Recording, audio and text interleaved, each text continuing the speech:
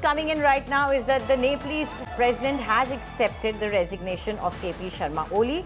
As we were told earlier, the army had also given this information through their appeal that the resignation of the former Prime Minister KP Sharma Oli has been accepted by the president, and the army possibly could take over the administration, but the army has clearly stated in their appeal that it is important to find a solution, a political solution. Joining me now from the newsroom is Gaurav Sawant.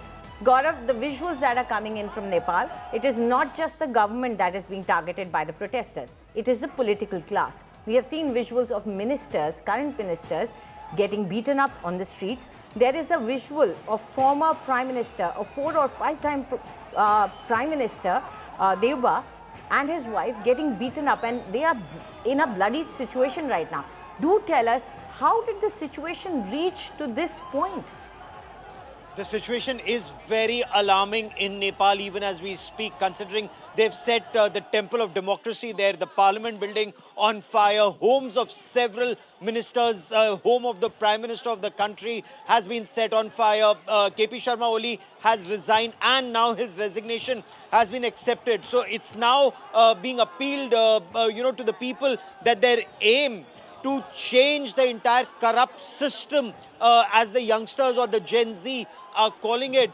This corrupt system is being removed, while some want the army to come forward and take reins and bring the situation under, take control of the reins and bring the situation under control. From what my sources are telling me, the army wants a political solution. The army is out on the streets appealing. Again, the army, the police, the paramilitary forces, their other ancillary forces, they've all issued a joint appeal asking youth to protect their own country.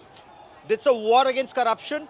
They are winning this war against corruption, but restore order, restore peace, and then the youth will take the country forward, not the army, is what army sources tell India today. So, Balendra Shah, the mayor of Kathmandu, he's seen as someone who's extremely popular amongst the youth. He's been asked to come forward. He's also made an appeal for peace. It now remains to be seen how quickly is the situation restored. You know, the images that you pointed to, political leaders being bashed up, being assaulted, their homes being set on fire. It just shows the kind of frustration that was building up in Nepal over months and months because of rising unemployment. Post-COVID, the situation has been very bad.